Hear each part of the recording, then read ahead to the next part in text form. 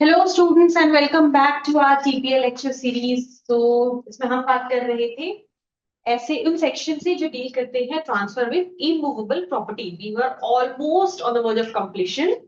So in the last lecture हमने 51 section तक complete कर लिया था, डिस्कस कर लिया था। एंड आज हमें 52 सेक्शन, इस चैप्टर के सिर्फ 3 सेक्शंस बाकी थे, 52, 53 and 53A।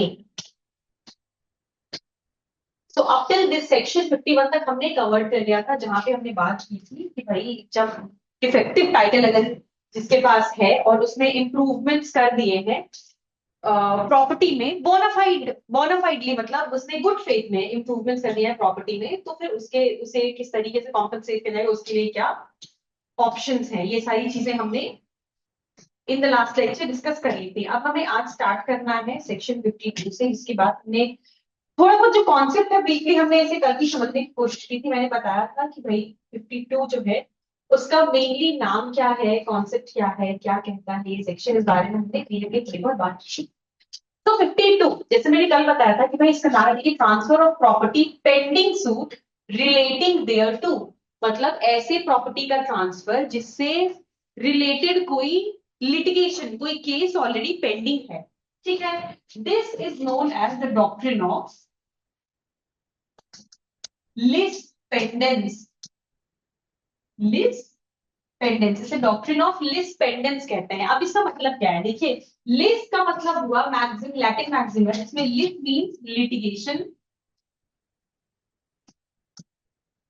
And pendens means pending. तो lis pendens means litigation that is pending. ठीक है, एक मैक्सिम, कोई मैक्सिम जब पेंडेंटे लाइट निहिल इनोवेटर, इस मैक्सिम से ये जो पूरा प्रिंसिपल है वो गवर्न होता है, पूरा प्रिंसिपल इसी से निकला हुआ है। ये मैक्सिम का मतलब क्या हुआ, nothing new should be introduced during the pendency of litigation। मतलब जब कोई केस ऑलरेडी पेंडिंग है, अभी जब कोई केस ऑलरेडी पेंडिंग है उस दौरान कुछ भी नया नहीं किया जा सकता है। यही बात करता है सेक्शन 52। सो कॉन्सेप्ट क्या है, देखिए it prevents the subject matter of a suit जो कि इमूवेबल प्रॉपर्टी है from being transferred or dealt with in a way that affects the rights of the parties involved in a court's final decree। इसका मतलब क्या हुआ, देखिए ये इसका मतलब ये हुआ कि एक प्रॉपर्टी है, ये एक ही है, ठीक है, एक ही प्रॉपर्टी है। अब ए और बी, चलिए ऐसे करते हैं इसे, ए और बी के बीच एक केस चल रहा है इस प्रॉपर्टी के रिलेटेड। ठीक है, ये एक लैंड है जिसके लिए जिससे रिलेटेड केस दोनों पार्टीज के बीच में चल रहा है, मतलब टाइटल के लिए केस चल रहा है कि भाई A is saying its property belongs to me and similarly B is also saying its property belongs to me. मतलब एक ही प्रॉपर्टी के लिए, इमूवेबल प्रॉपर्टी के लिए दो पार्टीज, दो लोग दोनों क्लेम कर रहे हैं ओनरशिप एक पर्टिकुलर प्रॉपर्टी पे। तो अब दो लोग कैसे at the same time ownership claim कर सकते हैं, तो भाई इनके बीच हुआ क्या, डिस्प्यूट हो गया।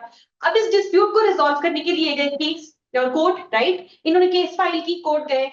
अब ये केस अभी चल रहा है कोर्ट में, ठीक है, whether the property belongs to A और B, this matter is still pending in the court. ये अभी मैटर जो है कोर्ट में, केस चल रही है, अभी प्रोसीडिंग में है, पेंडिंग है, डिसीजन अभी नहीं आया है। पेंडिंग का क्या मतलब है, जब हम पेंडिंग टर्म यूज कर रहे हैं इसका मतलब वो अभी डिसीजन नहीं आया है केस के इंस्टीट्यूशन से, जब केस फाइल की गई इंस्टीट्यूशन ऑफ सूट से लेके जो पूरा प्रोसीडिंग का दौरान है, टाइम है, उस पूरे समय केस को क्या कहेंगे, वो पेंडिंग है जब तक फाइनल डिक्री नहीं आ जाती है उस पर। डिग्री आने तक, केस के इंस्टीट्यूशन से डिग्री आने तक के बीच की जो पूरी जर्नी है, डिग्री आएगी तब डिसाइड हो जाएगा, उसके बीच की जो पूरी जर्नी है उसे तब क्या कहेंगे, केस पेंडिंग है, भी पेंडेंसी है केस की। ठीक है, तो मतलब हमने देखा कि भाई एक प्रॉपर्टी है, ए और बी दोनों उस पर ओनरशिप क्लेम कर रहे थे, तो भाई इनके बीच क्या हुआ, एक डिस्प्यूट। अब इस डिस्प्यूट के रेजोल्यूशन के लिए ये लोग गए कोर्ट, केस फाइल करा कि भाई अब यहाँ क्या हुआ, इंस्टीट्यूशन ऑफ सूट हुआ, केस फाइल किया मतलब सूट इंस्टीट्यूट किया। इंस्टीट्यूशन ऑफ सूट से लेकर जब तक डिसीजन नहीं आता है कोर्ट पे, केस पेंडिंग है कोर्ट में, इस दौरान अब मान लीजिए क्या करता है, बी जो है इसने पी को प्रॉपर्टी, ये जो लैंड था ऑलरेडी सेल कर दिया। तो प्रॉपर्टी अभी डिस्प्यूटेड है, मतलब अभी केस चल रहा है, पेंडिंग है, लेकिन वन ऑफ द पार्टीज ने इस प्रॉपर्टी को पहले ही, अभी केस के दौरान ही, अभी ओनरशिप मिली भी नहीं है, उस दौरान पहले ही किसी और को बेच दिया। तो ये सेक्शन यही बात कह रहा है, इसी से रिलेट करता है कि भाई प्रॉपर्टी जब पेंडिंग हो, अगर केस अभी पेंडिंग हो, प्रॉपर्टी से रिलेटेड केस अभी पेंडिंग है ओनरशिप का, इस दौरान ही प्रॉपर्टी का ट्रांसफर कर दिया गया, इसने बी ने को बेच दिया, तो ये क्या इफेक्ट होगा, इसे पूरा डिटेल में समझते हैं। सिनेरियो यही है, इसके कॉन्सिक्वेंसेस क्या हो गया। अब देखिए ए और बी दो पार्टी है, ठीक है, ए और बी के बीच केस चल रहा है इस लैंड को लेके। अब यहाँ पे मान लीजिए कोर्ट ने ए के फेवर में डिसीजन दिया, ठीक है, ए के फेवर में, बी ने क्या है, प्रॉपर्टी पी को सेल कर दी, ए के फेवर में अगर कोर्ट ने डिसीजन दिया तो क्या हो जाएगा, sale to P is void, sale to cell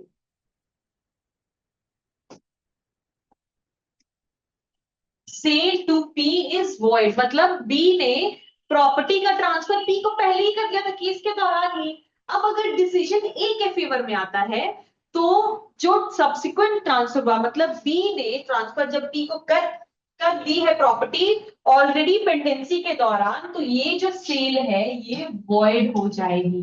क्यों वॉइड हो जाएगी? वॉइड सिंपल सी बात है, कोर्ट ने कहा कि प्रॉपर्टी तो इनकी है, कोर्ट ने जब कहा प्रॉपर्टी इनकी है तो इनके पास थी ही नहीं, जिसके पास टाइटल ही नहीं है वो प्रॉपर्टी ट्रांसफर कैसे कर सकते हैं, डिफेक्टिव टाइटल हो गया। अगर टाइटल है ही नहीं मतलब डिफेक्टिव टाइटल है, जब टाइटल ही नहीं है तो आपने ट्रांसफर किया कैसे, आपका तो राइट ही नहीं बनता है, तो वो ट्रांसफर जो है वो भी वॉइड हो गया। लेकिन अब अगर मान लीजिए ए ने प्रॉपर्टी डिसीजन जो है वो बी के फेवर में आया, ठीक है, डिसीजन बी के फेवर में आया कि भाई नहीं प्रॉपर्टी जो है वो बी को, प्रॉपर्टी बिलोंग्स टू बी, तब यहां पे transfer to P is valid. क्यों वैलिड हो गया?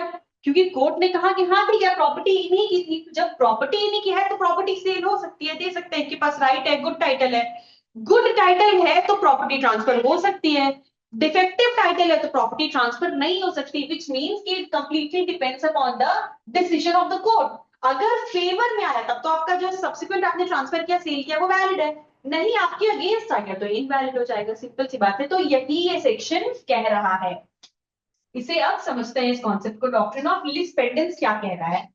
During the pendency in any court having authority, ठीक है, ड्यूरिंग द पेंडेंसी मतलब केस की पेंडेंसी है अभी, केस पेंडिंग, और दूसरी चीज क्या लिखा है, कोर्ट हैविंग अथॉरिटी मतलब कॉम्पिटेंट कोर्ट, कॉम्पिटेंट कोर्ट या कोर्ट हैविंग कॉम्पिटेंट ज्यूरिसडिक्शन, एक वो कोर्ट जिसके पास ज्यूरिसडिक्शन है of any suit or proceeding which is not collusive। अब ये not collusive का क्या मतलब है ये भी समझेंगे। In which any right to immovable property is directly and specifically in question, मतलब प्रॉपर्टी से रिलेटेड पार्टी के जो राइट्स हैं, पार्टीज जो हुई डिस्प्यूटेड लैंड के से रिलेटेड जो पार्टीज हुई उनके राइट्स अभी क्वेश्चन में हैं, उनके राइट्स का ही नहीं पता कि भाई एक्चुअली किसका राइट है, अभी वही क्वेश्चन में है। The property cannot be transferred or otherwise dealt with by any party to the suit or proceeding। तो जो पार्टी है, कोई भी party, either of the party, वो अभी प्रॉपर्टी का ट्रांसफर नहीं कर सकती। सच इमूवेबल प्रॉपर्टी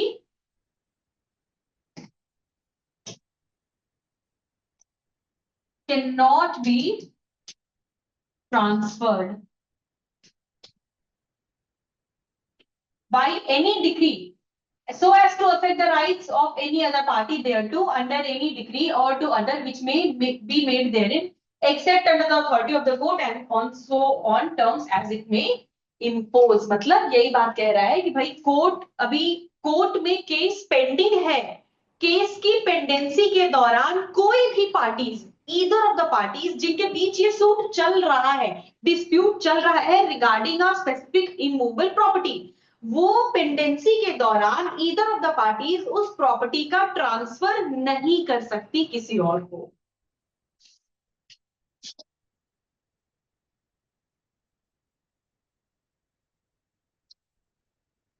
देखिए पेंडेंसी का क्या मतलब है, पेंडेंसी यहाँ पे मतलब क्या हुआ, कमेंसमेंट से लेके the date the plaint is presented और प्रोसीडिंग इज इंस्टीट्यूटेड, जिस दिन सूट इंस्टीट्यूट किया गया से लेके कब तक, continues through the entire trial, जब तक वो प्रोसीजर चल रहा है, कब तक, until a further decree is passed and complete satisfaction of that decree is obtained, जब तक डिक्री नहीं हो जाती है तब तक के पूरे पीरियड को मिला के ये क्या कहेंगे, पेंडेंसी ऑफ सूट। पेंडेंसी में पूरा पीरियड आ जाता है। अब इसके लिए एसेंशियल्स क्या क्या है, देखिए सबसे पहले तो सूट पेंडिंग होना चाहिए, ठीक है, वेरी इंपॉर्टेंट। हमने देखा कि सूट जब पेंडिंग है, डिस्प्यूटेड लैंड से रिलेटेड सूट जब पेंडिंग है तब के लिए ही एप्लीकेबल है। डिसीजन हो गया या पहले, तब के लिए नहीं, मतलब डिस्प्यूट केस करने के पहले, डिस्प्यूटेड मान लीजिए ए और बी के बीच इस प्रॉपर्टी, ये दो पार्टीज है, इनके बीच इस प्रॉपर्टी को लेकर डिस्प्यूट है, भाई दोनों क्लेम कर रहे हैं कि मेरी प्रॉपर्टी है, मेरी प्रॉपर्टी है, लेकिन केस फाइल करने के पहले ए ने 1 जनवरी 2017 को केस फाइल किया, ठीक है। इंस्टीट्यूशन का डेट क्या हुआ, date of institution of suit 1 January 2017। उसके पहले इसने एम को प्रॉपर्टी पहले ही बेच दी, कितने तारीख को, 27 सितंबर 2016 को ये बेच दी थी। भले दोनों में डिस्प्यूट था, ए और बी के बीच तब भी डिस्प्यूट था कि प्रॉपर्टी मेरी है, प्रॉपर्टी मेरी है, दोनों क्लेम कर रहे थे, लेकिन पेंडेंसी नहीं थी तब। क्यों? क्योंकि सूट का इंस्टीट्यूशन ही 1 जनवरी को हुआ, उसके पहले ए ने प्रॉपर्टी अपनी ट्रांसफर कर दी थी, तो ये वैलिड हो जाएगा। तब भी डिस्प्यूट तब भी था, लेकिन क्या था, तब कोई केस नहीं था, तो ट्रांसफर वैलिड हो गया। लेकिन जब यही अब अगर 1 जनवरी 2017 के बाद यही मान लीजिए 27 सितंबर 2017 हो जाए, तब किया जाए ट्रांसफर, तो ये ट्रांसफर इनवैलिड हो जाएगा। मतलब dispute is not the problem, the thing is कि जब अगर केस फाइल हो गया है, जब उसके सूट इंस्टीट्यूट कर दिया गया है, उसके बाद डिक्री होने के पहले तक उस दौरान बीच में कभी भी अगर ट्रांसफर हो रहा है वो इनवैलिड हो जाएगा। तो सबसे पहले एसेंशियल क्या हो गया, सूट पेंडिंग होना चाहिए। दूसरी चीज नॉन कल्यूसिव, अब देखिए यहाँ पे आपने पढ़ा था विच इज नॉट कल्यूसिव, सूट जो कि कल्यूसिव नहीं है। अब इसका क्या मतलब हुआ, देखिए मैंने कहा था कि भाई कल्यूसिव हम पढ़ेंगे। कल्यूसिव का मतलब है the suit must be genuine, not a fake suit created by parties acting in concert to deceive a third party। इसका मतलब है मिली भगत से कोई झूठा केस फाइल नहीं कर। कल्यूसिव मतलब मिली भगत से, जैसे मान लीजिए ए और बी पार्टीज हैं, अब इन्हें क्या करना था, इन्हें पता था कि ये जो लैंड है इस पे किसी और की नजर है, कोई इस प्रॉपर्टी को लेना चाहता है, ठीक है, इस प्रॉपर्टी का रेट दिए बिना, जितनी इसकी मार्केट वैल्यू है वो दिए बिना इस प्रॉपर्टी को वो हड़पना चाहता है, ठीक है। अब ए और बी ने मिलकर क्या सोल्यूशन है, दोनों प्रॉपर्टी बिलोंग्स टू ए, और ये बात क्लियर है दोनों पार्टी को, ठीक है।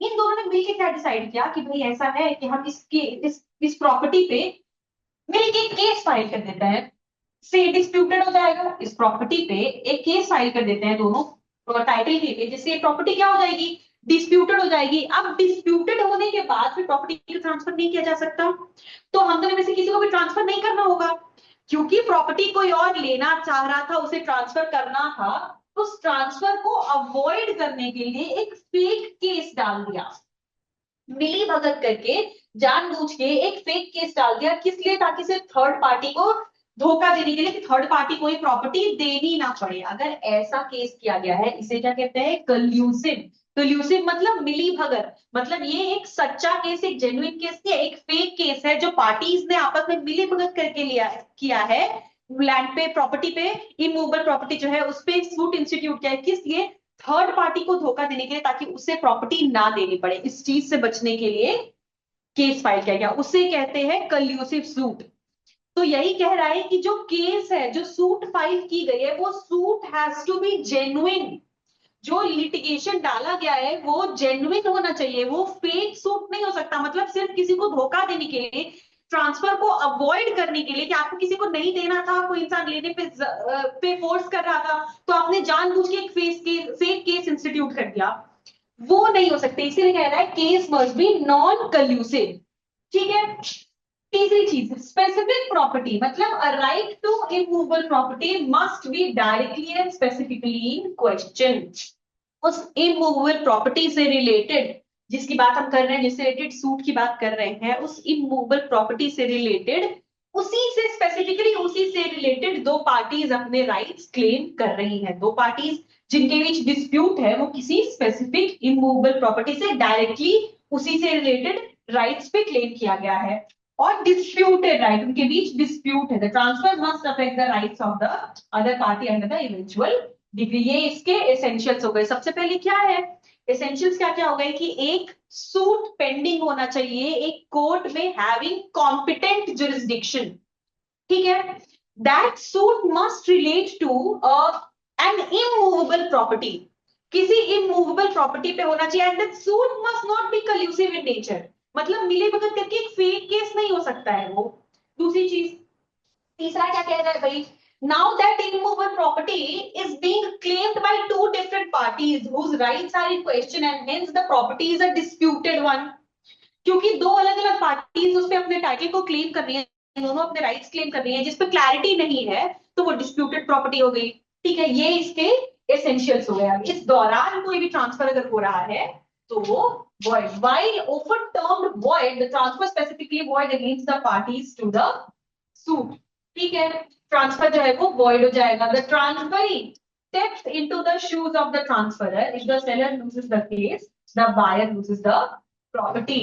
मतलब क्या है भाई, जिसने बेचा, जैसे मैंने एग्जांपल भी कहा था ना कि अगर मान लीजिए कि भाई ट्रांसफर कर दिया पेंडिंग पेंडेंसी के दौरान ही एक पार्टी ने केस जो है वो इंस्टीट्यूट कर दिया, सूट फाइल कर दिया, ठीक है। उसके बाद दूसरी पार्टी ने उस दौरान ही इसको ट्रांसफर कर दिया, किसी और को सेल कर दिया। अगर वो केस हार जाती है वो पार्टी, उस पे उसका राइट नहीं, जब डिग्री में भाई ये that person doesn't win the case, उसके फेवर में डिसीजन डिग्री नहीं आती है, तो क्या हो जाएगा, जो सब्सिक्वेंट ट्रांसफरी है मतलब जो परचेसर था उसका राइट्स भी खत्म हो जाएगा, because the property itself doesn't belong to the transferor. जब उसकी ही नहीं है तो फिर से बायर की तो बात ही नहीं बनती है, तो परचेसर का राइट आएगा ही नहीं। A transfer is only valid if prior permission is obtained from the court।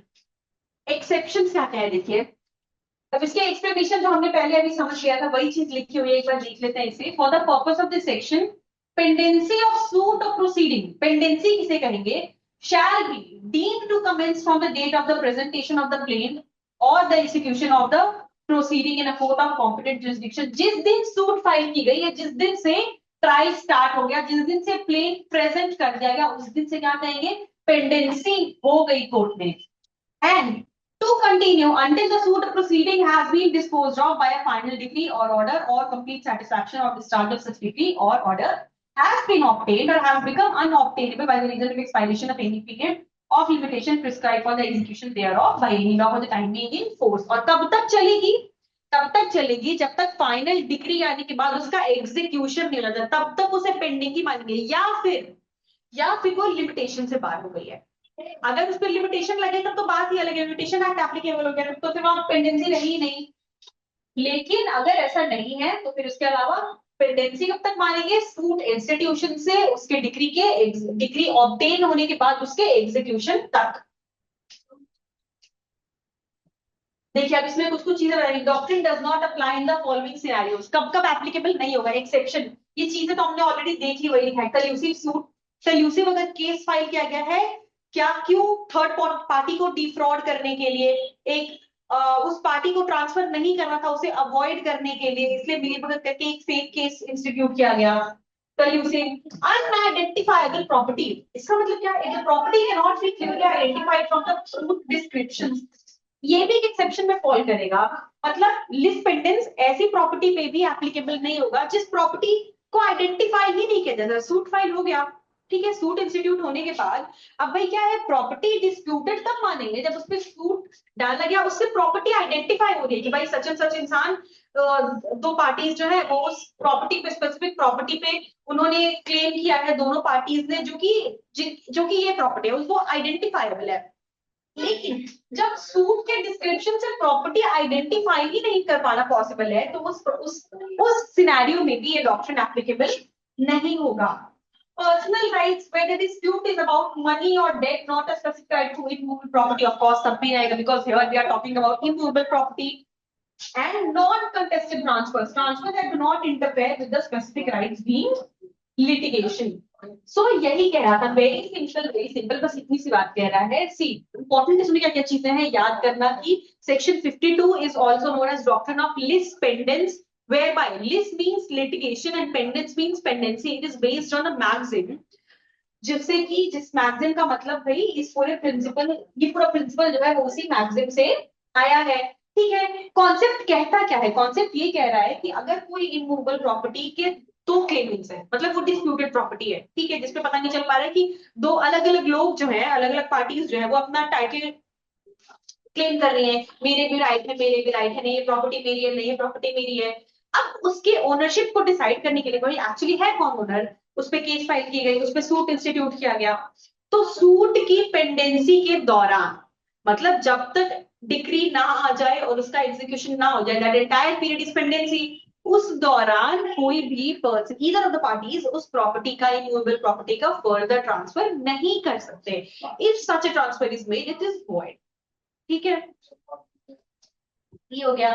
अब देखिए very very very important case, ये जो बेलामी वर्सेस सेबाइन का केस है, ये बहुत पुराना है लेकिन बहुत इंपॉर्टेंट है। जब डॉक्ट्रिन ऑफ लिस पेंडेंस की बात आएगी तो ये केस तो होगा ही होगा, आप कुछ लिखो मत लिखो, पर ये केस जाएगा ही। क्यों?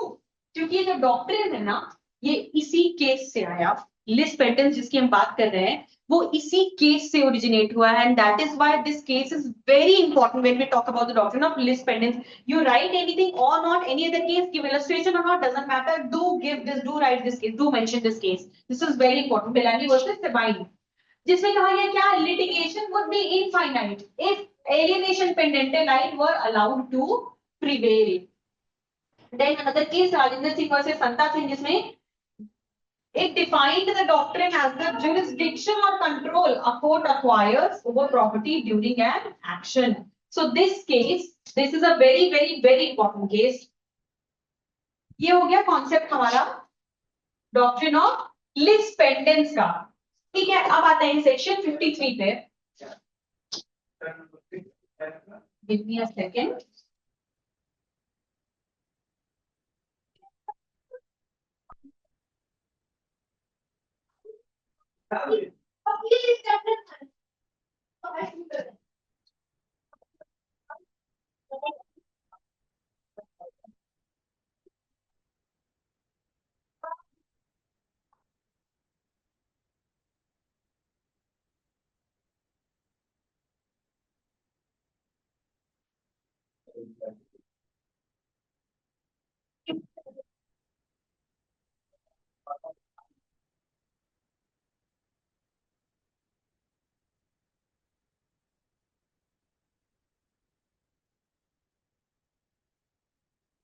नेक्स्ट सेक्शन 53 जो बात करता है doctrine of fraudulent transfer.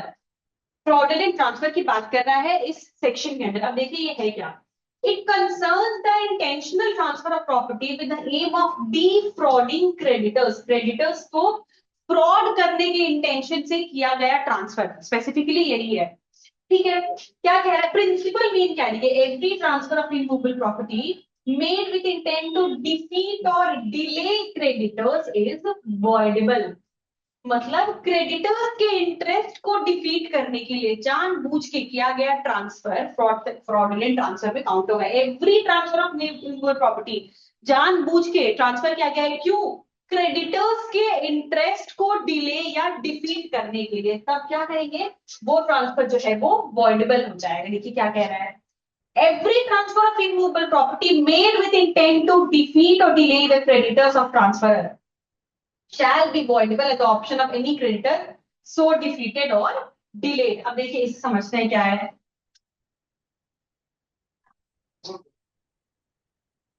Example समझते देखिए, जैसे ए है, क्या है, डेटर है, owes money to a creditor। ठीक है, ए है, ए कौन है, डेटर है, और ये बी है जो कि कौन है, क्रेडिटर है। ठीक है, डेटर है, बी क्रेडिटर है। अब ए ट्रांसफर्स प्रॉपर्टी टू बी, मान लीजिए कि बी को नहीं क्रेडिटर रखते हैं, अगर सी, सी क्रेडिटर है। ए ने क्या किया कि बी को प्रॉपर्टी ट्रांसफर कर दी, ये हो गया ट्रांसफरी। ठीक है, इसलिए किया। Now a retains de facto control और simply moves the asset to keep it out of the reach of the creditor. उसने किया क्या, प्रॉपर्टी को जानबूझ के ट्रांसफर कर दिया। क्यों? क्योंकि भाई उसके पोजीशन से बाहर रहेगी तो जो क्रेडिटर है वो उस पर क्लेम नहीं कर पाएगा, उसके इंटरेस्ट, उससे जिससे वो पैसा निकाल सकता था उसका इंटरेस्ट जो है वो डिफीट हो जाएगा।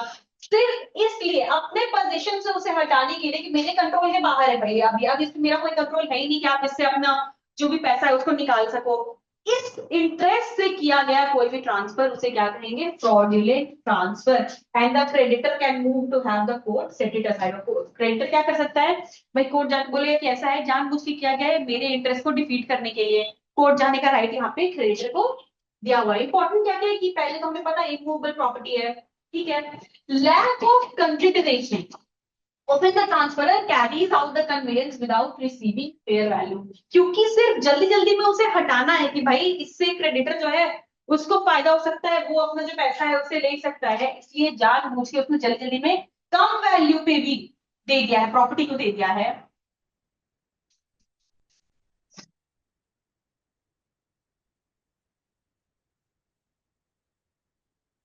और किस इंटेंशन से दिया है, डिसीव करने की। किसको डिसीव करने के, क्रेडिटर्स के राइट को, क्रेडिटर को डिसीव करना, उसके राइट्स को डिफीट करना, पोस्टपोन करना, इसलिए किया गया। The primary purpose is to hinder और postpone the rights of creditor और फ्यूचर ट्रांसफरिंग, ठीक है।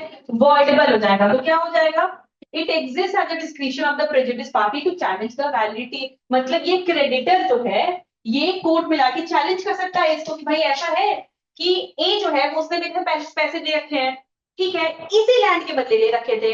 अब ऐसा है इससे मुझे इंटरेस्ट मिल रहा था क्योंकि ए जो है इसी से मुझे पैसे मिल रहे थे इस लैंड से।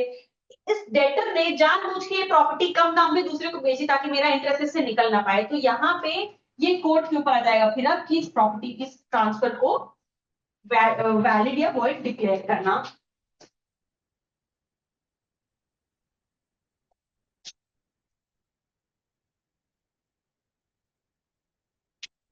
53।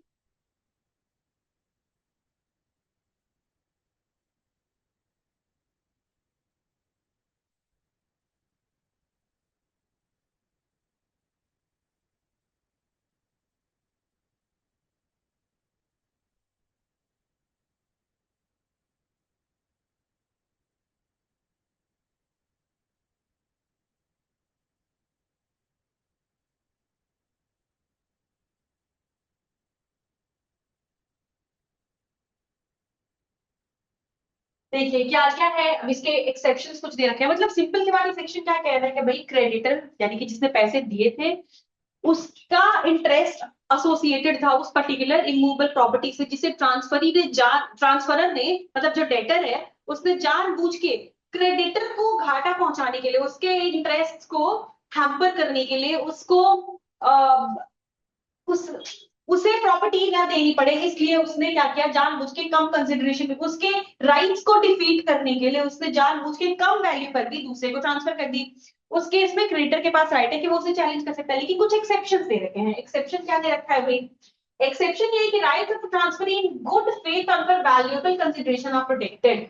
मतलब जो ट्रांसफरी है यानी जिसे डेटर ने प्रॉपर्टी ट्रांसफर की है उसने अगर उसकी सही वैल्यू सही कंसिडरेशन देके प्रॉपर्टी ली है, मतलब सही कंसिडरेशन देके अगर ट्रांसफर से यानी जो डेटर है उससे प्रॉपर्टी परचेज की और साथ ही साथ गुड फेथ में, मतलब उसे इस बात की कोई जानकारी ही नहीं थी कि इस प्रॉपर्टी का ट्रांसफर जानबूझे किसी को डिफ्रॉड करने के लिए किया गया है, इस बात की उसे कोई इन्फॉर्मेशन, गुड फेथ में क्या मतलब है भाई, उसने अपने हिसाब से इतनी वेरिफिकेशंस करने थे उसने किए, लेकिन उसे इस बात का पता नहीं चला, उसने गुड फेथ में किया है, रीजनेबल तरीके से जितना सोच समझ सकता था उतना करके गुड फेथ में। और वैल्यूएबल कंसिडरेशन यानी जितनी वैल्यू होनी चाहिए थी प्रॉपर्टी की, जो कंसिडरेशन वैल्यू, उतना सही कंसिडरेशन दे के अगर ट्रांसफर हुआ है, मिली है प्रॉपर्टी ट्रांसफर को, तो फिर उनके राइट्स प्रोटेक्टेड होंगे। मतलब इन दैट केस क्रेडिटर जो है वो केस करके उस ट्रांसफर को, प्रॉपर्टी के ट्रांसफर को इन दैट केस इनवैलिडेट नहीं करा सकता है, ये इसके एक्सेप्शन में फॉल करता है। अदरवाइज क्या है, अदरवाइज तो उन्हें राइट दे रखा है कि भाई आप केस करके अपने इंटरेस्ट को प्रोटेक्ट कर सकते हो, ये चीज दे रखी है। आप इस चीज को बस प्रूव कर दो कि this transfer has been made with an intent to defraud and to delay my interest. ये चीज अगर प्रूव कर दी तो फिर ये कैंसिल आउट हो जाएगा, ये ट्रांसफर जो है ये इनवैलिड हो जाएगा। पर अगर ट्रांसफरी जो है उसने गुड फेथ में लिया था डेटर से और पूरा कंसिडरेशन देके लिया था, तब ये इसके लिए प्रोटेक्टेड है। The transferee had no knowledge of the transferor's fraudulent intent. उसको इंटेंशन के बारे में कुछ भी जानकारी नहीं थी, नहीं पता था। Absence of notice regarding the debt or intent to defeat creditors. कोई डेट है या जानबूझ के सिर्फ क्रेडिटर को के इंटरेस्ट को डिफीट करने के लिए किया जा रहा है, ये सारी चीजों की इसके बारे में कोई इंफॉर्मेशन जो ट्रांसफरी है उसे नहीं थी। उसने जेन्युइनली गुड फेथ में प्रॉपर्टी परचेस करी। और क्या एक्सेप्शन है, if the transferor remains solvent after the transfer the claim of fraud is weekend. ठीक है,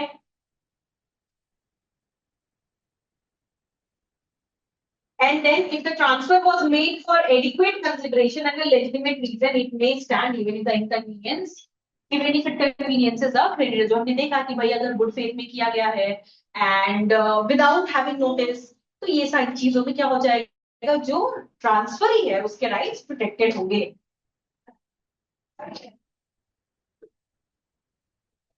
देखिए क्रेडिटर क्या है, must initially prove the transfer was intended to defeat और डिले क्लेम्स। उसे करना होगा भाई, क्योंकि डेटर ने ट्रांसफर किया किया तो जानबूझ के ही है। तो you now since instituted the case, you will have to initially prove कि जानबूझ के मेरे इंटरेस्ट को डिफीट करने के लिए किया गया था। एंड देन ट्रांसफरी, जो ट्रांसफरी है वो क्या करेगा, once the creditor proves intent the burden shifts to the transferee to prove good faith and value. मतलब कंसिडरेशन, सही कंसिडरेशन था कि मुझे कोई इसके बारे में इंफॉर्मेशन नहीं थी, गुड फेथ में किया। I had no notice of either any debt और the intention of the debtor, कि भाई किस इंटेंशन से डिसीव करने के लिए क्या गया, इस बारे में कोई जानकारी नहीं थी। साथ ही साथ जितनी वैल्यू है प्रॉपर्टी की वो पूरी वैल्यू मैंने दी है, कंसिडरेशन इनसफिशिएंट नहीं है।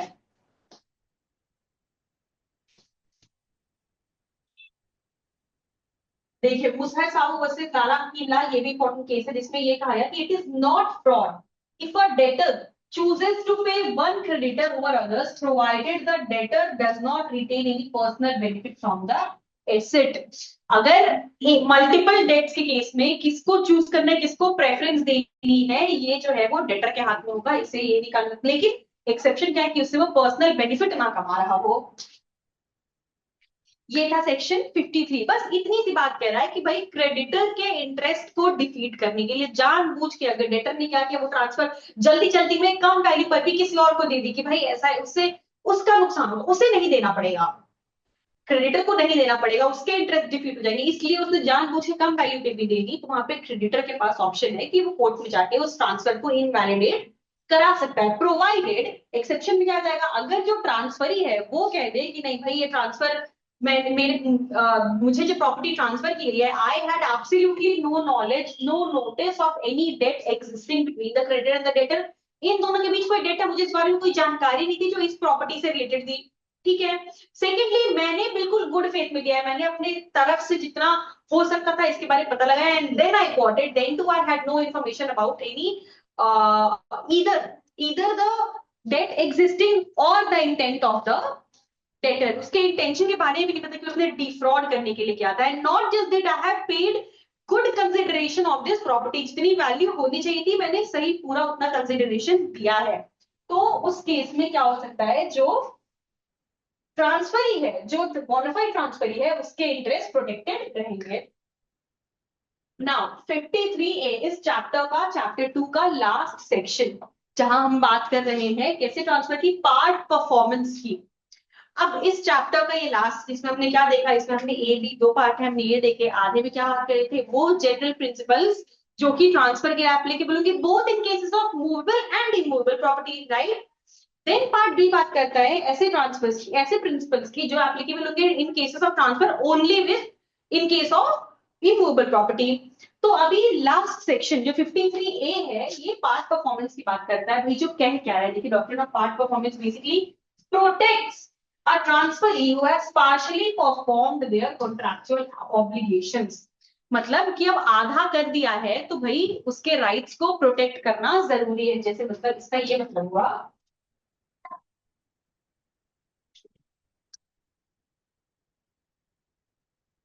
मान लीजिए ए जो है इसने अपनी प्रॉपर्टी को बी कॉन्ट्रैक्ट किया बी को बेचने का, ठीक है। प्रॉपर्टी की वैल्यू 50 लाख थी। 50 लाख में से बी ने क्या किया है कि एक बार में 20 लाख दिए हैं। 20 लाख दिए, फिर कहा कैसा है, मुझे पोजेशन दे देना, उसके बाद रिमेनिंग 30 लाख में तुम्हें दूंगा। फर्स्ट पार्ट में 20 लाख दिया, मतलब 30 lakh remaining.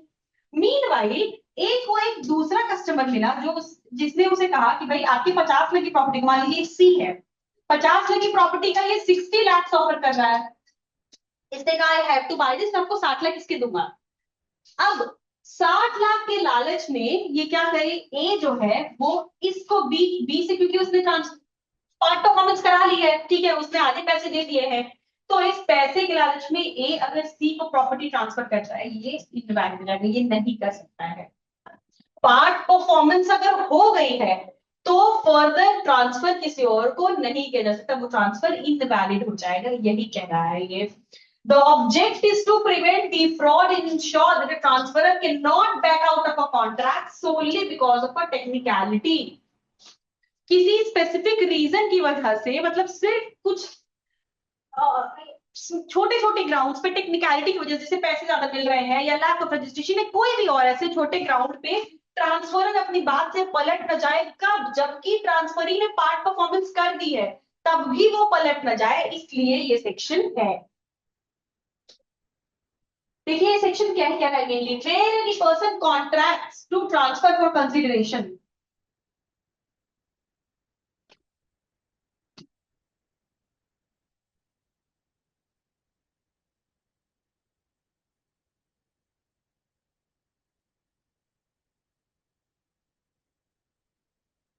Where any person contracts to transfer for consideration any immovable property, ठीक है, कंसिडरेशन के लिए कॉन्ट्रैक्ट करता है कि ट्रांसफर करेगा इमूवेबल प्रॉपर्टी को, by writing signed by him on his behalf or on his behalf from which the terms necessary to constitute the transfer can be ascertained with reasonable certainty। मतलब क्या हुआ कि भाई कॉन्ट्रैक्ट किया है कि भाई सच एंड सच वैल्यू के लिए उसके टर्म्स असर्टेन है, मतलब सर्टेन टर्म्स हैं कि भाई सच एंड सच वैल्यू के लिए प्रॉपर्टी ट्रांसफर की जाएगी। एंड द ट्रांसफर, यस, पहला पार्ट क्या कह रहा है कि भाई एक कॉन्ट्रैक्ट किया गया है जिसके टर्म्स असर्टेनेबल है, मतलब सर्टेन टर्म्स है कि सच एंड सच वैल्यू के लिए इस तरीके से प्रॉपर्टी ट्रांसफर की जाएगी, ये सारी चीजें लिखी हुई हैं।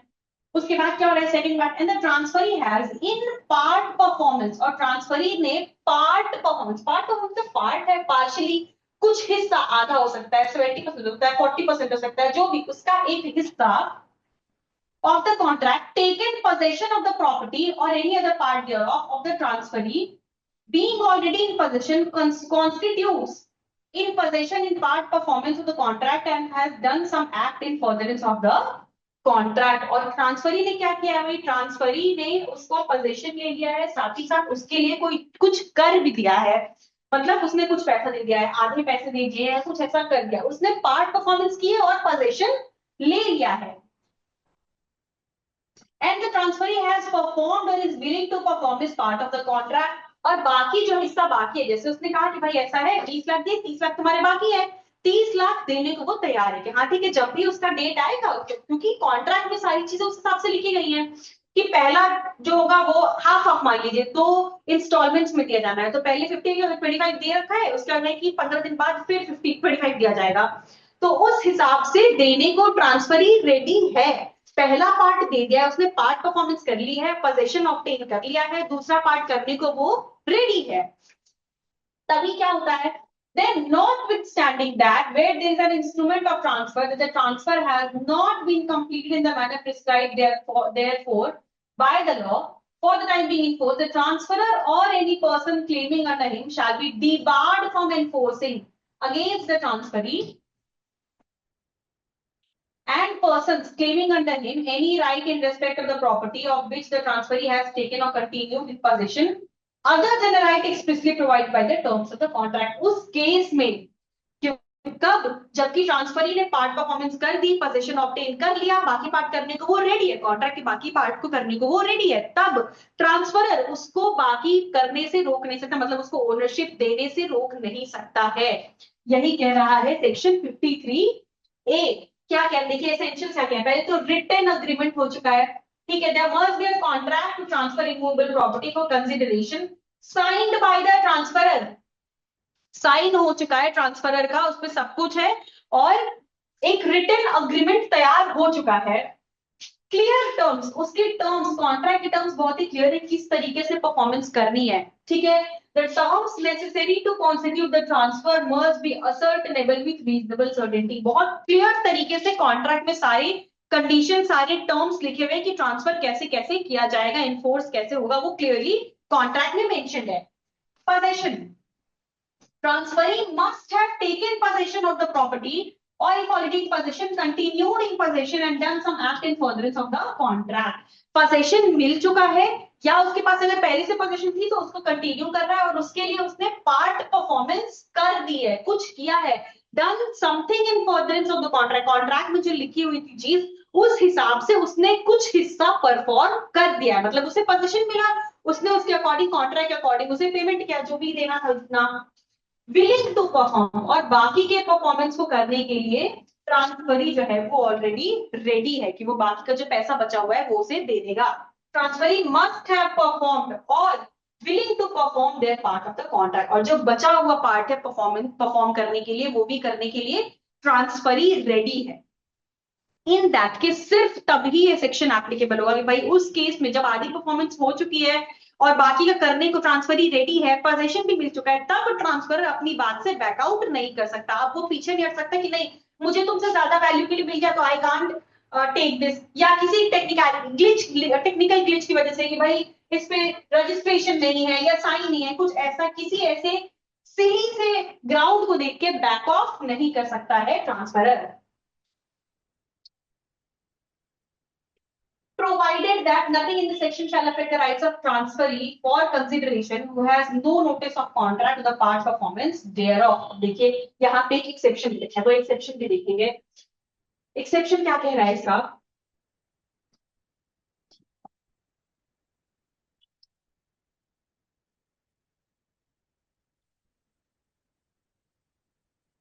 एक्सेप्शन कह रहा है कि और अगर कोई ट्रांसफरी है जिसने गुड फेथ में who has no notice of the contract or the part performance thereof, मतलब जैसे मैंने एग्जांपल दिया, मान लीजिए ए है, इसने अपनी प्रॉपर्टी कॉन्ट्रैक्ट किया बी से देने को फॉर 50 लाख, ठीक है,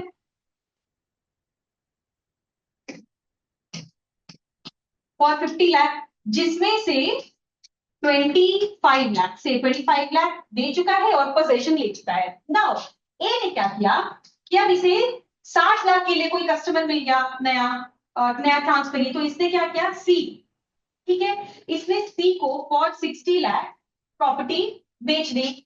अब क्या कह रहा है, पहले तो कह रहा है कि ये जो है पहला पार्ट कह रहा है कि ए यानी ट्रांसफर जो है वो ऐसा कर नहीं सकता, ठीक है, ये कर ही नहीं सकता। दूसरी चीज क्या कह रहा है कि अगर मान लीजिए कि ट्रांसफरी यानी ये सेकंड सब्सिक्वेंट ट्रांसफरी जो है उसे पार्ट परफॉर्मेंस की और कोई कॉन्ट्रैक्ट इनके बीच है इसकी कोई इंफॉर्मेशन नहीं थी, मतलब इसे जो ट्रांसफरर है उसने बताया ही नहीं था कि उसने ऑलरेडी किसी से पैसे लिए हुए हैं और उसको पोजीशन दे रखी है, ये सारी चीजें उसने बताई ही नहीं थी, ट्रांसफरर ने जो सेकंड ट्रांसफरी है उसे इस बारे में कोई इंफॉर्मेशन नहीं दी थी, मतलब सब्सिक्वेंट ट्रांसफरी जो सेकंड ट्रांसफरी है उसे इसके बारे में एब्सोल्युटली कोई इंफॉर्मेशन नहीं थी of any contract existing between the transferor and any other person and part performance thereof, कि भाई कोई कॉन्ट्रैक्ट है इसके और किसी और के बीच जिसकी पार्ट परफॉर्मेंस ऑलरेडी हो चुकी है and the first transfer is already gotten the got the possession of that property of that immovable property, इस बारे में इस ट्रांसफर को कोई इंफॉर्मेशन नहीं थी। अगर जब कोई इंफॉर्मेशन नहीं थी और गुड फेथ में इसने 60 लाख रुपए इसे दे दिए, ठीक है, 60 लाख के लिए कॉन्ट्रैक्ट किया, 60 लाख रुपए इसने दे दिए, तो क्या होगा, तब इसके राइट्स प्रोटेक्टेड रहेंगे, मतलब in that case this property will belong to C. यहाँ पे बी से जो कॉन्ट्रैक्ट हुआ था वो इनवैलिडेट हो जाएगा, उस केस में इसके राइट्स को प्रोटेक्ट किया जाएगा, यही कह रहा है प्रोवाइसो, मतलब ये सेक्शन सिंपल सी बात कह रहा है, क्या कह रहा है भाई कि ट्रांसफरर है, ठीक है, उसने किसी एक इंसान से कॉन्ट्रैक्ट किया उसे प्रॉपर्टी ट्रांसफर करने के लिए, अपनी इमूवेबल प्रॉपर्टी ट्रांसफर करने के लिए किसी एक सर्टेन स्पेसिफिक अमाउंट पे, और कॉन्ट्रैक्ट में सारी टर्म्स बहुत ही क्लियरली असर्टेनेबल तरीके से लिखे, बहुत क्लियरली लिखा हुआ है सब कुछ, ठीक है। अब उस कॉन्ट्रैक्ट के फर्दरेंस में जो ट्रांसफरी है उसने पार्ट परफॉर्मेंस करी और साथ ही साथ पोजीशन प्रॉपर्टी का ऑब्टेन किया। इस जगह पे अब इस सिनेरियो में ट्रांसफरर जो है वो बाद में किसी ग्राउंड पे जो ओनरशिप देने से ट्रांसफरी को मना नहीं कर सकता, बैक ऑफ नहीं कर सकता है अपने कॉन्ट्रैक्ट से। ठीक है, पहली चीज ये। दूसरा, प्रोवाइसो क्या कह रहा है, लेकिन मान लीजिए एक ऐसा कंडीशन आए जबकि उसने किसी for example for bigger amount, किसी ज्यादा अमाउंट के कंसिडरेशन के लिए, ज्यादा कंसिडरेशन, जो कंसिडरेशन की वैल्यू जो अमाउंट है वो ज्यादा बड़ा है, उसने किसी दूसरे पर्सन से कॉन्ट्रैक्ट कर लिया और जिस पर्सन जो बाद वाला ट्रांसफर ही है उसे प्रीवियसली एग्जिस्टिंग कॉन्ट्रैक्ट या पार्ट परफॉर्मेंस या पोजीशन मिली हुई है, इस बारे में एब्सोल्युटली कोई इंफॉर्मेशन है ही नहीं, उसने गुड फेथ में कंसिडरेशन दे भी दिया, उस केस में ये ट्रांसफरी के राइट्स प्रोटेक्टेड रहेंगे, मतलब ये property will now belong to this person. यही कह रहा है पार्ट परफॉर्मेंस का, यानी सेक्शन 53A।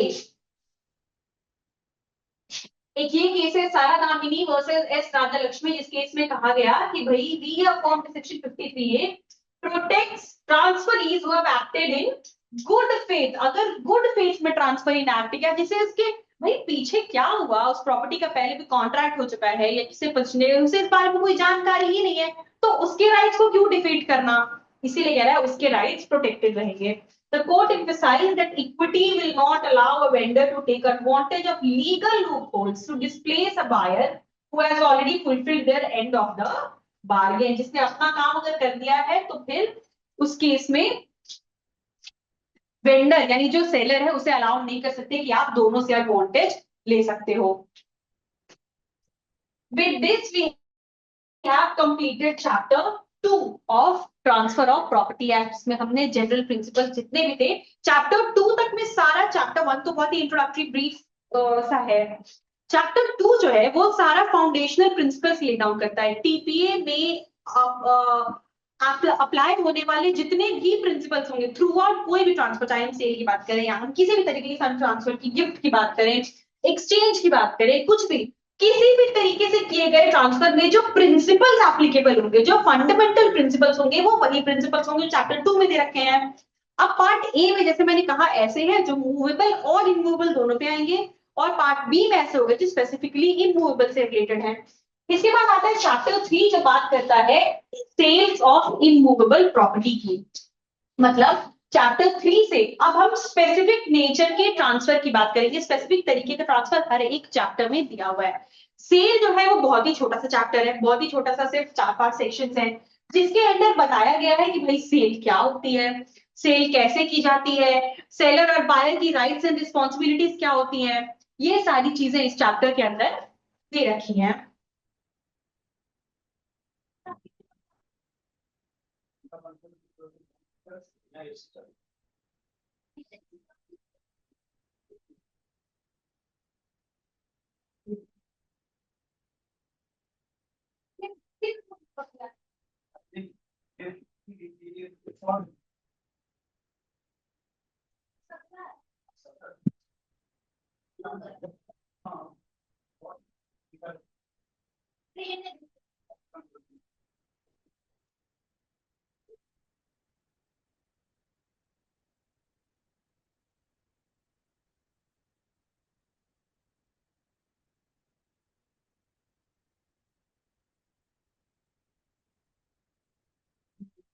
अब देखिए चैप्टर 3 का, जिसमें हमने बात की, चैप्टर का नाम है of sales of immovable property, मतलब इमूवेबल प्रॉपर्टी का सेल कैसे किया जाएगा उस बारे में चैप्टर 3 बात करता है।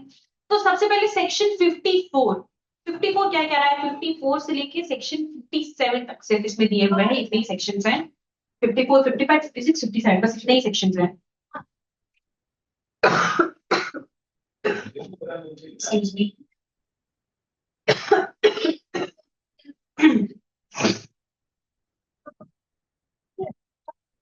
सो 54 से लेके 57 तक इतने ही सेक्शंस में जो ट्रांसफर ऑफ इमूवेबल प्रॉपर्टी है by way of sale, sale से किस तरीके से किया जाएगा वो पूरा पूरा दे रखा है। सबसे पहले देखिए सेक्शन 54 जो है वो बात करता है, बता रहा है कि सेल होता क्या, सेल डिफाइन इसमें देख सकते हैं 3 पार्ट में इस सेक्शन को बताया समझाया गया है। इसमें सेल डिफाइन, सबसे पहले सेल की डेफिनेशन की, सेल है क्या। दूसरा सेल हाउ मेड, सेल कैसे करेंगे, सेल किस तरीके से किया जाता है, second part. Then third contract for sale, sale क्या है, सेल कैसे होता है, और कॉन्ट्रैक्ट फॉर सेल किसे कहेंगे, ये तीन चीजें दे रखी है सेक्शन 54 में। ठीक है, तो सबसे पहले समझते हैं कि भाई सेल क्या है। देखिए क्या हो रहा है, एक प्रॉपर्टी है इमूवेबल प्रॉपर्टी, इमूवेबल प्रॉपर्टी है, इमूवेबल प्रॉपर्टी को सेलर बायर को दे रहा है फॉर अ फिक्स्ड कंसिडरेशन, यही हो रहा है। एक सर्टेन प्राइस के लिए, वो प्राइस क्या है, वो कंसिडरेशन है, वो सर्टेन वैल्यू के लिए, सर्टेन फिक्स्ड कंसिडरेशन के लिए सेलर यानी जो बेच रहा है वो पार्टी, वो उस इमूवेबल प्रॉपर्टी को बायर को देती है। सेल के साथ क्या हो जाएगा, जनरल जनरल अंडरस्टैंडिंग हमारी क्या है।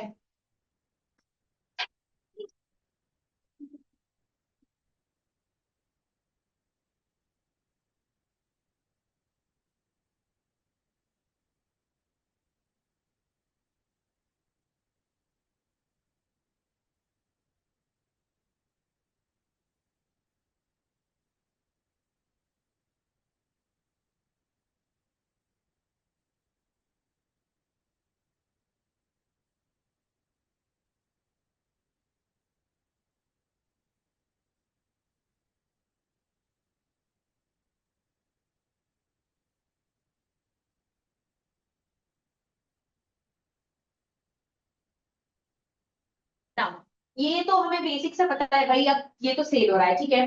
सेल में होता क्या है, सेल में एक इमूवेबल प्रॉपर्टी, क्योंकि हम इमूवेबल प्रॉपर्टी की यहाँ पे बात कर रहे हैं तो we only talk about immovable property.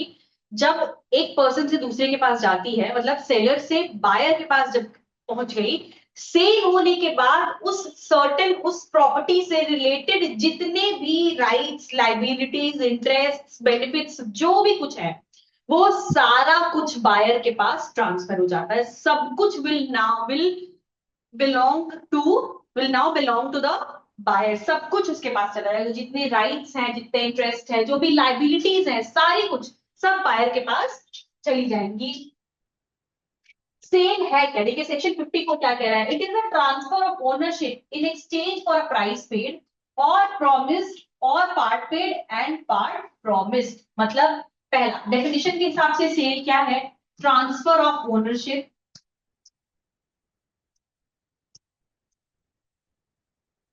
Ownership transfer की जा रही है किस चीज के लिए, in exchange for a price paid, यानी ये प्राइस पेड क्या है, कंसिडरेशन है, in exchange for a consideration और promised, promised consideration,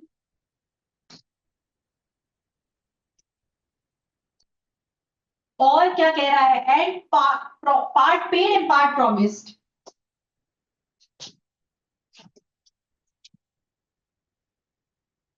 part paid and part promised, यही है कंसिडरेशन। मतलब तीन तरीके से, पहले वो क्या है, बस सेल में इस तरीके से डिफाइन किया इतना ही, कि बस इतनी सी बात है कि ओनरशिप की ट्रांसफर हो गए, ठीक है।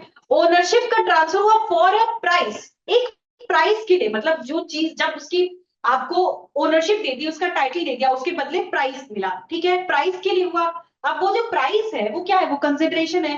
तो मतलब तीन तरीके से कंसिडरेशन कैसे हो रहा है, फॉर अ प्राइस पेड, मतलब पूरा कंसिडरेशन या तो दे दिया जितने की प्रॉपर्टी है पूरी वैल्यू, और प्रॉमिस्ड, या फिर प्रॉमिस क्या कंसिडरेशन देने का, उसकी प्राइस को देने का, यानी कि फ्यूचर कंसिडरेशन उसे बाद में देने का। जैसे 50 लाख की प्रॉपर्टी है, पोजेशन मिल गया, पहले ओनरशिप मिल गई, उसके बाद कि हाँ ठीक है आपको सच एंड सच डेट को सारे पैसे मिल जाएंगे, कंसिडरेशन या तो प्रॉमिस किया गया। या तीसरा क्या कह रहा है, पार्ट पेड और पार्ट प्रॉमिस, आधा दे दिया गया, आधा प्रॉमिस किया गया देने के। जैसे हमने पार्ट परफॉर्मेंस पढ़ी, पार्ट परफॉर्मेंस ये था ना कि उसका एक पार्ट परफॉर्म कर दिया गया और एक किया जाएगा, तो यही सेल है। सिंपल सी बात है, transfer of ownership in exchange for price paid, promised, part paid और पार्ट प्रॉमिस्ड। हाउ मेड, ये तो हो गया कि सेल है क्या, ठीक है। अब सेल हाउ मेड, सेल किस तरीके से किया जाएगा, कैसे सेल होगा किसी भी प्रॉपर्टी के, किसी भी इमूवेबल प्रॉपर्टी के सेल का सेल होगा कैसे। सच ट्रांसफर, यानी कि sale in case of tangible immovable property of the value of 100 rupees and upwards. जब हम वैल्यू दे रखी है, देखिए प्रॉपर्टी की वैल्यू क्या दे रखी है, कि सच ट्रांसफर यानी सेल, ऐसा ट्रांसफर, कैसा ट्रांसफर, इसमें सेल की बात कर रहे हैं, तो sale in case of tangible immovable property of value of 100 rupees, 100 rupees तक की tangible immovable property. Immovable property तो ठीक है, टैंजिबल क्या है? If you all remember when we in very initial classes when we started the TPA, हमने समझा था कि प्रॉपर्टी बहुत सारे सेंस होती है जिसमें एक था tangible और intangible. So tangible is anything that can be seen or touched. जैसे कोई बिल्डिंग, कोई घर, आप उसे देख सकते हो, आप उसे छू सकते हो, कोई लैंड, कोई factory, anything which can be seen और टच्ड, वो हो गई tangible. तो कोई भी intangible प्रॉपर्टी जिसकी वैल्यू कितनी है 100 रुपीज और अपवर्ड्स, ठीक है। अब आप देखोगे तो आपको 100 रुपए कितनी, 100 रुपए में कौन सी ही चीज मिलती है भाई, 100 और उससे ज्यादा लिखा हुआ है। 100 रुपए में आज के टाइम में क्या ही चीज मिलती है, कुछ नहीं। बट रिमेम्बर ये पीपीए है कब का, कितना पुराना एक्ट है ये, 1882, इतना पुराना एक्ट पढ़ रहे हैं हम। सो उस समय 100 रुपए कुछ वैल्यू रखती होगी। सो 100 रुपए या उससे ज्यादा की कितनी भी वैल्यू, देखिए अपवर्ड्स लिखा है, अपवर्ड्स की कोई लिमिट नहीं दे रखी है। See how smart move this is कि they new cost with time, चीजों के प्राइस जो वैल्यू है वो बढ़ती जाएगी। उस वक्त के हिसाब से 100 रुपीज मेंट समथिंग, तो लोअर लिमिट 100 रखी गई, लेकिन अपवर्ड्स की कोई लिमिट नहीं रखी गई क्योंकि विद टाइम वो प्राइसेस बढ़ते जाएंगे, वैल्यू बढ़ती जाएगी।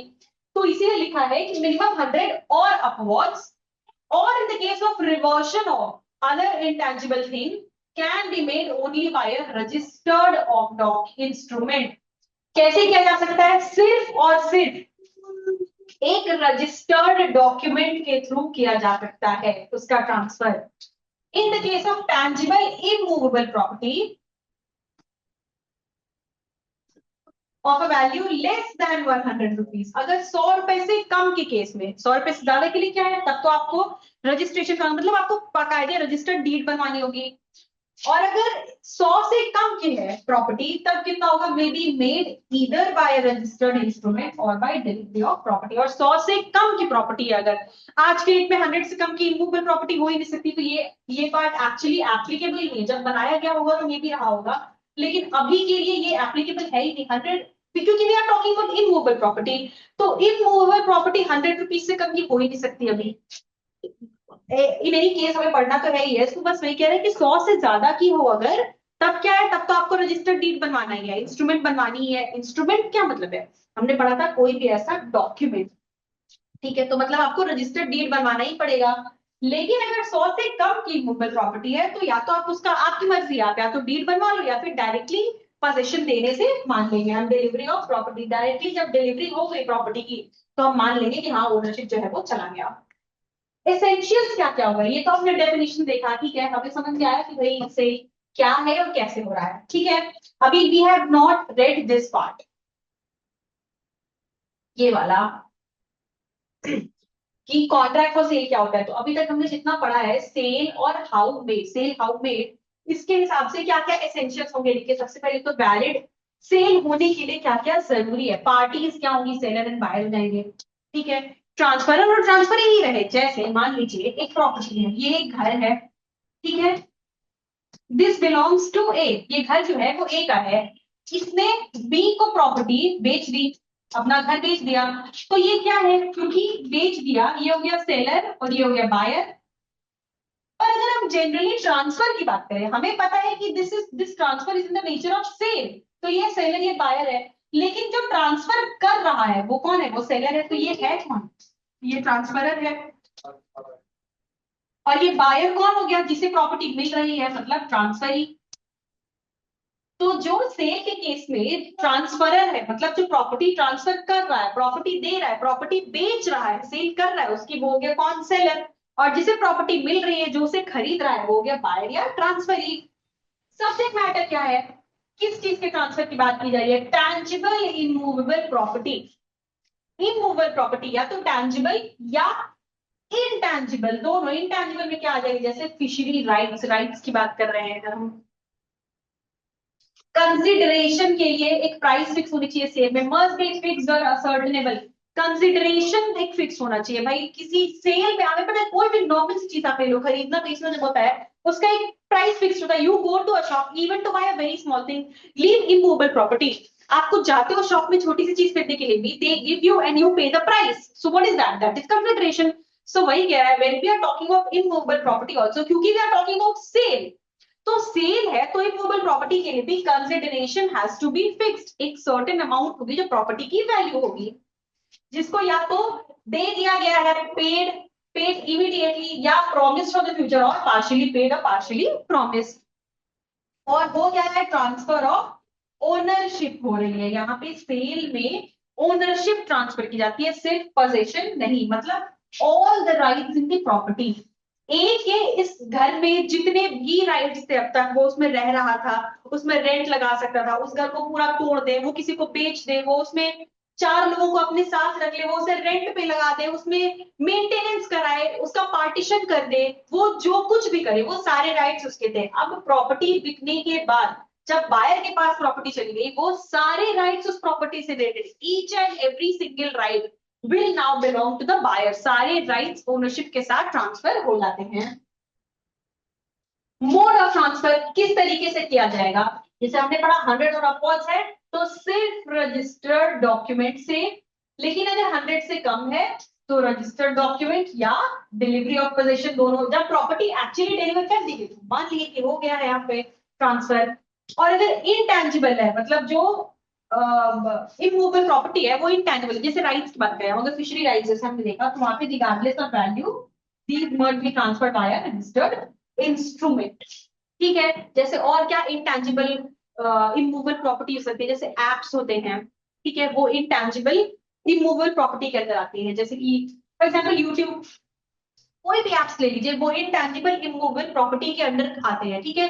तो उनको किस तरीके से ट्रांसफर किया जाएगा, उसमें डिलीवरी ऑफ पोजीशन आप कैसे करोगे, कैसे पोजीशन डिलीवर करोगे, प्रॉपर्टी है, घर है, तो हाँ भाई, अब ए रह रहा था, अब बी रहेगा, उसमें पोजीशन डिलीवर करोगे, उसकी कीज दे दी। लेकिन ऐप से तो आप कैसे डिलीवर करोगे, या राइट से तो आप कैसे डिलीवर करोगे, उस केस में क्या होता है कि भाई वहां रजिस्टर्ड डॉक्यूमेंट जरूरी है, registered instrument, transferred via, must be transferred via registered instrument, registered document के थ्रू ही ट्रांसफर हो सकता है।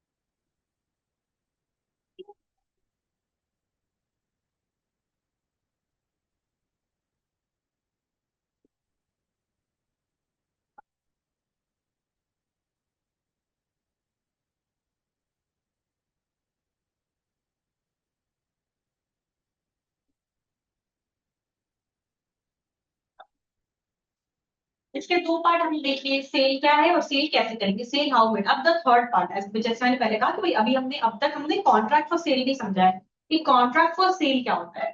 तो वो इस सेक्शन का तीसरा पार्ट है, जो कि है कॉन्ट्रैक्ट फॉर सेल, मतलब सेल के लिए कॉन्ट्रैक्ट करना। अभी देखिए सेल क्या है, जैसे if you all remember the contract act, तो हमने वहां पे एक छोटा सा रिलेटिबिलिटी बताती हूँ, एक कॉन्सेप्ट था वहां पे, ऑफर और इनविटेशन टू एन ऑफर, ये दो कॉन्सेप्ट हमने पढ़े थे, ऑफर और इनविटेशन टू एन ऑफर। सो था क्या, बेसिकली था क्या, ऑफर मतलब ऑफर करना, सिंपल सी बात है। इनविटेशन टू एन ऑफर एक इसका प्री स्टेज था, मतलब इनविटेशन पहले होगा, इनविटेशन जब एक्सेप्ट होगा तब ऑफर बनेगा, यही चीज थी। ऑफर के पहले का स्टेज इनविटेशन है, पहले इनविटेशन फिर ऑफर, ऑफर एक्सेप्ट होगा तो वो एक्सेप्टेंस हो गई, लेकिन इनविटेशन एक्सेप्ट होगा तब वो ऑफर बनेगा। सो ऑफर का प्री स्टेज इनविटेशन था।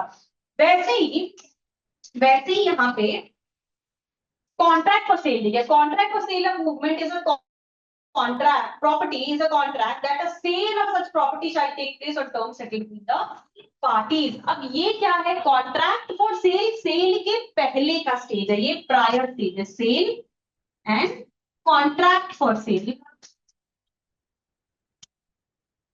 कॉन्ट्रैक्ट फॉर सेल जो है वो सेल का प्रायर स्टेज है, पहले कॉन्ट्रैक्ट बनेगा उसके बाद एक्चुअल सेल होगा, सेल के बाद कॉन्ट्रैक्ट नहीं होगा, पहले कॉन्ट्रैक्ट आएगा फिर सेल होगा, पहले पार्टीज आपस में टर्म्स पे अग्री करेंगी, कॉन्ट्रैक्ट बनेगा उसके बाद उस कॉन्ट्रैक्ट के हिसाब से सेल होगा। तो कॉन्ट्रैक्ट जब फुलफिल होगा तो वो सेल हो रहा है, कॉन्ट्रैक्ट के बाद का स्टेज है सेल, यही है। Contract for sale of immovable property is a contract that a sale of such property shall take place on terms settled between the parties. क्या कह रहा है, सेल के लिए कॉन्ट्रैक्ट का मतलब ही है कि कैसा कॉन्ट्रैक्ट जो पार्टीज ने आपस में बनाया है कि इस इमूवेबल प्रॉपर्टी का ट्रांसफर इस तरीके से किया जाएगा जो टर्म्स पे पार्टीज अग्री करी है, मतलब इस डेट को ट्रांसफर होगा, ऐसे पोजीशन दिया जाएगा, पेमेंट इस तरीके से किया जाएगा, ये मोड होगा, इतने इंस्टॉलमेंट्स में होगा, ये सारी चीजें जो भी टर्म्स हैं वो सारे असर्टेन किए गए हैं जिस चीज में उसे हम कह रहे हैं कॉन्ट्रैक्ट फॉर सेल, और इसके बाद का स्टेज होता है sale. Just give me a minute.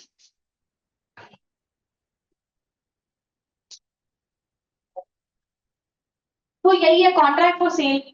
अभी देखिए कॉन्ट्रैक्ट फॉर सेल है क्या, जैसा हमने डेफिनेशन पढ़ा, a sale of such property shall take place on terms settled between the parties, जैसे पार्टीज ने आपस में जिस चीज पर अग्री किया उस हिसाब से उनका सेल होगा।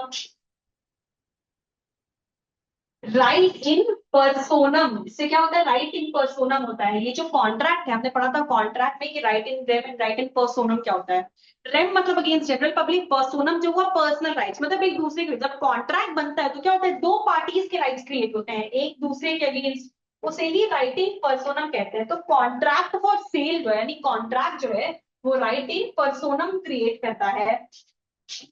देखिए डिफरेंस क्या है इसमें, पता है बहुत छोटी सी चीज है, जैसे offer and invitation to offer था, सेल वही चीज है, उसका प्री स्टेज है, कॉन्ट्रैक्ट होगा उसके बाद सेल होगा। सेल ट्रांसफर्स ओनरशिप, सेल होने पे ओनरशिप ट्रांसफर हो गई।